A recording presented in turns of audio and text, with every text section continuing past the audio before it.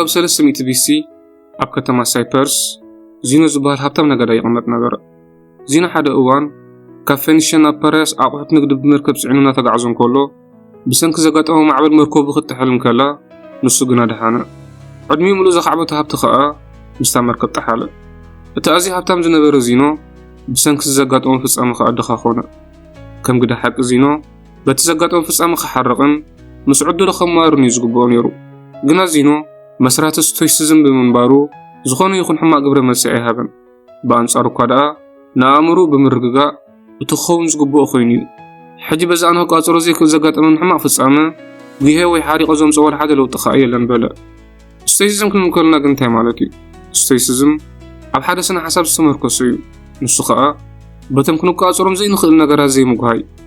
ዚኖ ንበዓል ሶቅራጦስን ካልኦት ፍላስፋታትን ብምጽናዕ እዩ ስቶይሲዝም ዝብል ስነ ሓሳብ ብምምስራት ንሰባት ዘስተምህር ዝነበረ። እቲ ቀንዲ ሕመረት ስነ ሓሳብ ስቶይሲዝም ከዓ ከም ዝስዕብ እዩ ዝብል ኣብ ዕለታዊ ህይወትና ዘጋጥሙና ፍጻመታት ሪሞት መቃፃፀሪኦም ኣብ ኢድና ኣይኮነን። ግና ምስ ኣጋጠሙና እንታይ ዓይነት ግብረ መልሲ ንህቦም ኣብ ኢድና እዩ። ኣብዚ ሎሚ እዋን መብዛሕትኦም ሰባት ነቶም ስቶይሲዝም ኣብ ግብሪ ብምውዓል ዘዘውትሩ ከምዘይሓርቁን ዘይጭንቖም ገይሮም ዝሓስብዎም። ግና እቲ ሓቀኛ ስነ ሓሳብ ስቶይሲዝም ስምዒት ዘይብልካ ምዃን ማለት ኣይኮነን። እንታይ ደኣ ስቶይሲዝም ፍልስፍና ኮይኑ ንዓለም ብሓድሽ ኣረኣእያ ንኽንሪኣ ዝዕድም ንኣሽሓት ዓመታት እናተመሓላለፈ ዝመፀ ኣዝዩ ሓያል ዝኾነ ኣጋባ ኣነባብራ ሂወት ከዓ እዩ።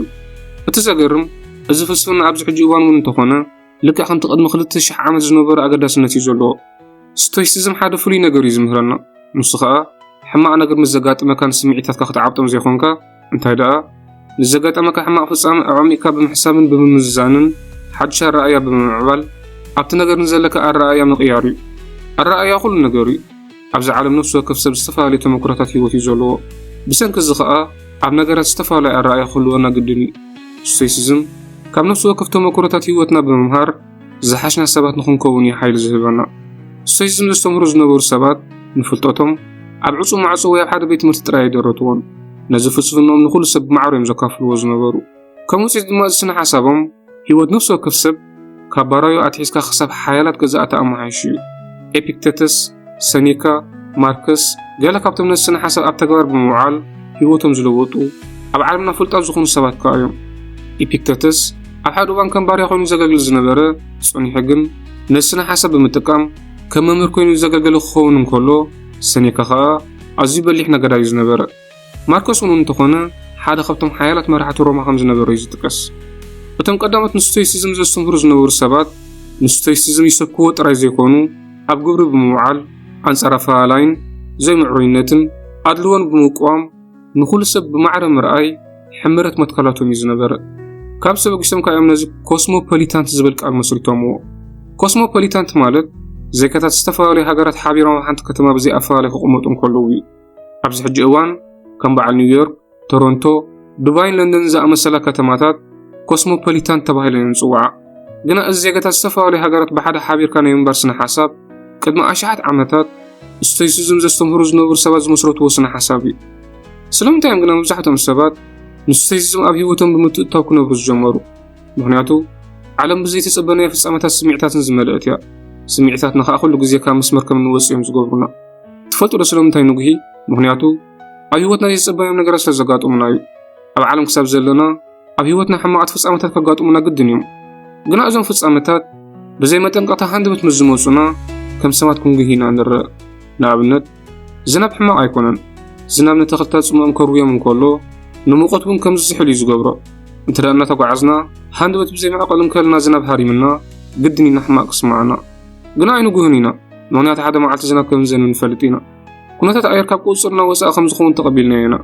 ዝናብ ምስ ኣቋረፁ ኩሉ ናብ ንብር ከም ዝምለሱ ንፈልጥ ኢና። ስቶይሲዝም ከዓ ነዚ ከረዳእና እዩ ዝፍትል።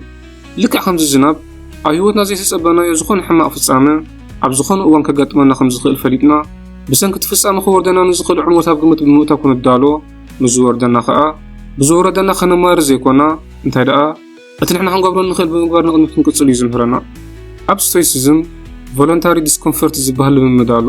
ንሱ ከዓ መታን ብዘለዎኻ ነገራት ከተመዝግን ንገዛእ ርእስኻ ብፍቓድካ ኣብ ዘይምቹእ ኩነታት ከተቐምጠን ከለኻ እዩ። ንኣብነት ኣብ ምቹእ ዓራት ትድቅስ እንተደኣ ኮንካ ንዝተወሰነ ግዜ ኣብ መሬት ደቅስ። ብውዑይ ማይ ጥራይ ትሕፀብ እንተደኣ ነርካ ብዙሕ ማይ ምሕፃብ ኣዘውትር። ብመኪና ጥራይ ትጓዓዝ እንተደኣ ነርካ بهزواو مقعز جمر كم لعنة الممد نقطونهم نجارات كم منكينا جزان كالوتم ناي مخسر نزل لك فرحة 5 بك يجوز جبرة نجزا أرسخ أبزي متشي نجار مغمات نهيوتك عم مسأخ قط مخانو زغلو فتنات نمبدها هي خت الدال وازلقة عبزلو مؤوان مرخب بزهن عبنوسو كف موعوعي انت لا تزبلس نجار زي بلنا صباعات انت زي كوينا وي أخل أتاوتات انت زي بلنا حقوساتكم كم زي نخل ندار أيون نخوملنا يمسعر زلو أتزجرم نحن نبزع عالم ولا حتى زي نفلتينا مسينا قنا مسكزي قص بقص كاب جزانا بيت مرتنا كابينا نتمهرنا خاينا عابينا إذا مسلسل من جتات كأسفاري نقارات مزمهرنا عبز تقن لأجد سحته كل أن ريء خنون لنا مالدي نقول أنه بقى خنون نفتن تدعالنا بزيف لا تعبيوتنا زي كوننا تو تثبتنا نفتر زلنا مسكزي أتزبها قنوية نقر انت زي رخيمنا خاء عبيوتنا اندا قهانان كي عقبنا ننبر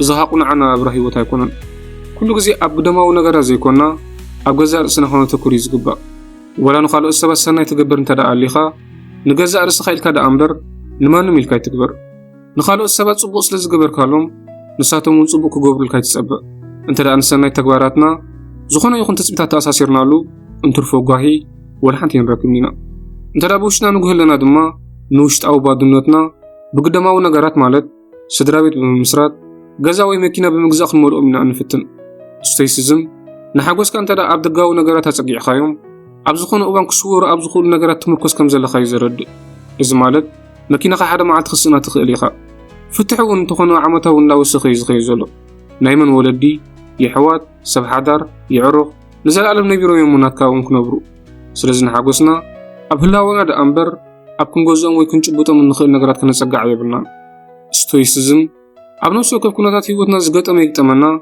أتنحنا حنقبر أن نخل كلنا جبرنا بهدات كنا برا لنا يزبل منات زبحنا انتبهنا أما ودأتها أما بزحتهم أبعلتها ويوتنا زقات أمنا نجارات وتصير زبها لي بلنا زم نجارات مسقات أمنا أنت عاد قبل ما سنهبنا ملوك وصرا بيدنا إذا خا حدا خبطن حمرت فلسفنا ستويسيزم كوينو دايكوتومي أوف كنترول تبهاي الخايز الصواع إبيكتاتس كمز قولصو أيوتنا أتزعبه عمام عينوت نجاراتهم أب تحت قصرنا عينوتهم كأب تحت قصرنا زي كون مفلات إيفل عاوز مسرت كعلامة أبرتي خمس رح سبولهم دكان تخونا جنا نجارات كم تزود أنا يوم زي كودو مجهين تسفى مقراسن بعين ستويسيزم سبوا أيكونن نابنت نيوتيوب زخونا كفيديو مسرح خبي دكان تزيكونا جنا خابده هي مجمريا بزح جزيز وصدار اسمريس كان حساب دحرز بزعبازة حسب السيرش مقبار حدا أوان ونتزجمر كي حسب قديفكا كلا حسب تجمرو لأوان الله قصيلك سكريبت مصحف كا سكريبت فيديو مدلو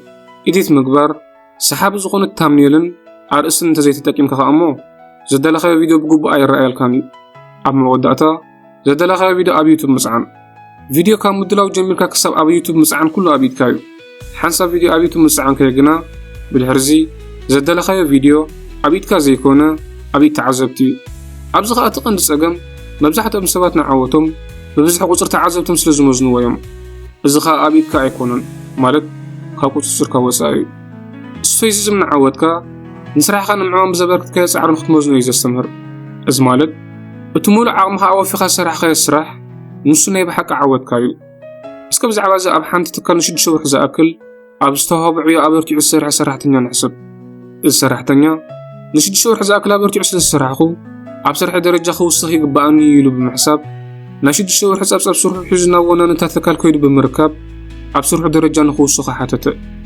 قنا وانا نتاتكال السرحتنيا نزوكو تسعر بمزقان تراي تفانيو السرحتنيا جزء مسكده أكن تحلافي درجة نخيو الصخي زخو كلو زلت أنك مفلات مالك منالوش تحلافي لو منو قحاري أنا بصرح موسي يخون ويكاوز نفع خال السرحتنيا تاتكال كهولي يخيل ويتاتكال أبكسارة كهولي تخيل بحصيرو أبصر درجة نخي وصوص كله بزحت كارو ترى قحيتات كله خمس خلو كي حسبه لا أنا أبصر حين فرص لازم يكون كيلو حما عندها تسمع وصباع يكونن السرح تانية زغون نقدر كي تسبه نخبر بتنص أبرتي السرح زول عيب بملكع بغصال أبرتي عند السرح أتوقع ده يبي خمسة يكون من الصرولو درجة زي توسخني لخاء حما عم تسمعون ستيسيزم كل جزء أبتي أبي يتكزلوا مالك أبتنصها تقع صورو زي تخل وسيد زي كونكا انتي دا أبتن ساعات قبل أدخل تراين خطة ذهبي زجلس وتمني بحق ستويسيزم زوتور السبات نعوتاتهم بجنزك وجزءهم دخول نجارات هيتمنوهم يوم ንሳቶም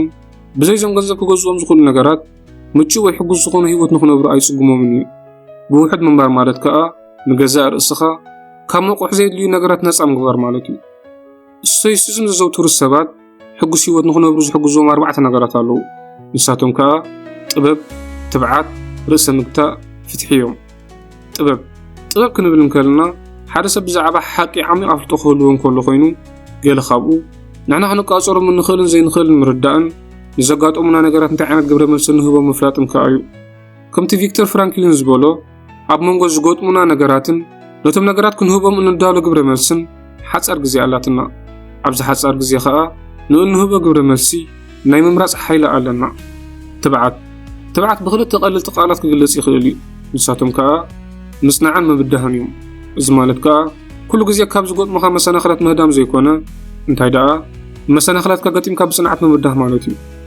ርእሰ ምግታእ ክንብል እንከለና ነገራት ልዕሊ ዓቐን ምጥቃም ዘይኮና እንታይ ደኣ ንገዛእ ርእስና ነቶም ነገራት ብመጠኑ ክንጥቀመሉ ክንገታእ እንከልና እዩ። ፍትሒ እቲ ቀንዲ ኣገዳሲ ባህርያት ስቶይሲዝም ኮይኑ ንሰባት ዘይምጉዳእ ማለት ከዓ እዩ። ከምቲ ንገዛእ ርእስና ጽቡቕ ንደሊ ንኻልኦት ሰባት እውን ጽቡቕ ነገር ንክንገብር እዩ ዘረድእ። ኔልሰን ማንዴላ ኣብ ዓለም ሓደ ካብቶም ፍሉጣት ኣፍሪቃውያን መራሕቲ ኮይኑ ኣብ ሃገሩ ደቡብ ኣፍሪቃ ኣንጻር ዓሌታዊ ኣፈላላይ ቃልሲ ኣብ ዝነበረሉ ገበነኛ ኢኻ ተባሂሉ ንሕልፈት እዩ ተፈሪዱ። ግና 27 ዓመት ድሕሪ ምእሳሩ ነፃ ተለቀ። ካብ እስር ቤት ምስ ተለቀ ከዓ ፕረዚደንት ደቡብ ኣፍሪቃ ኮይኑ ተመርጸ። ፕረዚደንት ምስ ተመርጸ ብዙሓት ሰባት ነቶም ን27 ዓመት ዝኣክል ዘእሰርዎ ሕኑኡ ክፈድዮም ይብሉ እኳ እንተነበሩ ንሱ ግን ከምኡ ይገበረን። ማንዴላ ኣብ እስር ቤት ተኣሲሩሉ ኣብ ዝነበረ እዋን ንመጽሓፍቲ ማርከስ ኣውሬልየስ ብምንባብ ንሕመረት ፍልስፍና ስቶይሲዝም ብተግባር ልምምድ እናገበረ ኣብ ህይወቱ ኣተኣታትይዎ። ካብ እስር ቤት ወፂኡ ፕረዚደንት ምስ ተመርጸ ከዓ ሕኑኡ ኣክን ንምፍዳይ ንደገፍቱ ንኽሃድኡን ሃገር ዳግማይ ኣብ ምህናፅ ንኽዋፈሩን እዩ ነጊርዎም። ማንዴላ ንህዝቡ ዝሓለፈ ክመልስዎ ከም ዘይክእሉ እቲ እንኳ ክገብርዋ ዝኽእሉ ሓንቲ ነገር እንተደኣ ሃልያ ንኹሉ ገዲፍካ ንቕድሚት ብምቕጻል ዝሓሸት ሃገር ዳግማይ ምህናፅ ከም ዝኾነ ከዓ እዩ ኣስተምሂሩ። ስቶይሲዝም ኣብዚ ሕጂ እዋን እውን እንተኾነ ኣብ ዓውዲ ሕክምና REBT ማለት ራሽናል ኢሞቲቭ ቢሄቪራል ቴራፒን ሎጎቴራፒን ኣዝዩ ዓቢ ታሪኽ ከም ዝፃወት እዩ ዝነገር። ንኣብነት ሓደ ግዜ ኣነ ወላ ሓንቲ ክገብር ኣይክእልን እየ ወይ ኩሉ ከም ዝሓሰብክዎ ኣይከውን እዩ ዘሎ ዝብል ሕማቓት ሓሳባት ክንሓስብ ንኽእል ኢና። እዞም ኣሉታውያን ሓሳባት ከዓ ከም እናሓርቕ ወይ ከም እናሓዝን ክገብሩና ይኽእሉ እዮም። REBT እዚ ንሓስቦ ዘለና ሓሳባት ሓቅነት ኣለዎ ድዩ ወላስ የብሉን ብምልላይ ነቶም ኣሉታውያን ሓሳባት ብግብሪ ብምግጣም ኣክንዲ ሕማቕ ሓሳባት ምሕሳብ ኣነ ኩሉ እቲ ዝከኣል ንክገብር እየ ዝብል ጽቡቕ ሓሳባት ንክንሓስብ እዩ ከዓ ዘስተምህረና። ሎጎቴራፒ ከዓ ኩላትና ዕላማ ትርጉም እምበርና ህይወትና ንክንደሊ እዩ ዝሕብር። እንተዳ ዕላማና ህይወትና ፈሊጥና ኣብ ህይወትና ወላ ኣብቲ ጽንኩ ኩነታት ክንሕጎስ ከም እንኽእል ከዓ እዩ ዘረድእ። ግና ዕላማ ትርጉም ህይወትና ምፍላጥ ቁርብ ክብዝ ዝበለ እዩ።